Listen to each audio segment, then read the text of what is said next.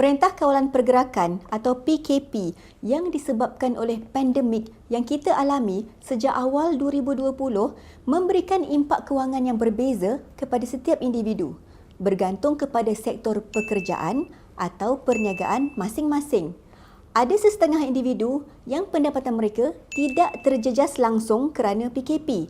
Ada yang mengalami pengurangan pendapatan, ada pula yang hilang seluruh pendapatan.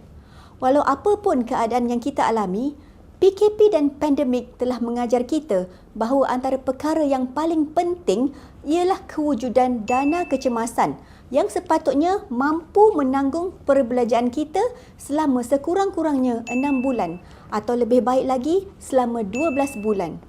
Dana kecemasan perlu disimpan di tempat yang berisiko rendah, mudah dan cepat untuk dicairkan seperti tabung haji dan akaun simpanan. Jika kita mempunyai aset tunai melebihi 12 bulan perbelanjaan, ianya boleh dilaburkan di tempat-tempat yang memberi pulangan lebih tinggi seperti saham amanah yang boleh diakses pada bila-bila masa dan mengambil masa yang tidak terlalu panjang untuk dicairkan. Tanpa dana kecemasan, kehidupan mungkin akan menjadi terlalu sukar semasa ianya diperlukan sehingga mengakibatkan perceraian, bunuh diri dan berbagai-bagai masalah sosial yang lain. Ada juga individu yang hanya mempunyai aset ta'alih tetapi tidak mempunyai aset tunai.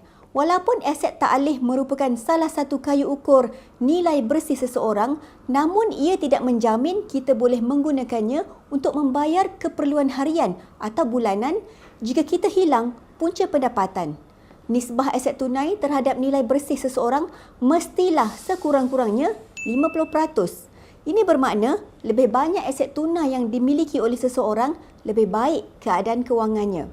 Aset tunai juga tidak dikenakan sebarang cukai dan tidak memerlukan kos selenggara berbanding aset ta'alih seperti hartanah. Antara kesilapan yang dilakukan oleh ahli perniagaan juga adalah tidak menyimpan aset tunai. Semua lebihan tunai digunakan untuk membeli aset lain atau stok. Ini membawa mereka ke dalam krisis keuangan apabila mereka tidak dapat menjalankan perniagaan seperti biasa semasa PKP. Bagi mereka yang tidak terjejas dari segi pendapatan, PKP bukanlah masa untuk berlebih-lebihan dalam berbelanja, terutamanya secara online. Dalam pada ramai kalangan masyarakat yang mengalami krisis keuangan, jualan di platform online menunjukkan rakyat Malaysia sangat suka berbelanja. Sebagai contoh, Shopee mencatat jualan sebanyak 200 juta ringgit pada 11 hari bulan 11 tahun 2020 dan menjual 12 juta barangan dalam masa hanya 24 minit pertama pada 12 hari bulan 12 tahun 2020. Kebanyakan pembelian bukanlah keperluan dan dilakukan hanya semata-mata kerana terdapat diskaun pada tarikh-tarikh tersebut.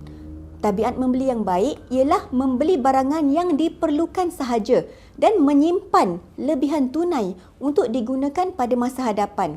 Simpanan tunai bukan sahaja boleh menyelamatkan wang tersebut daripada habis begitu sahaja, malah nilainya juga boleh ditambah dan mengatasi kadar inflasi. Ada juga individu yang menunjukkan corak berbelanja secara panik, yang membeli melebihi keperluan sehingga menyusahkan pengguna lain untuk mendapatkan bekalan barangan. Ini menunjukkan sikap mementingkan diri sendiri yang masih menebal di dalam masyarakat Malaysia.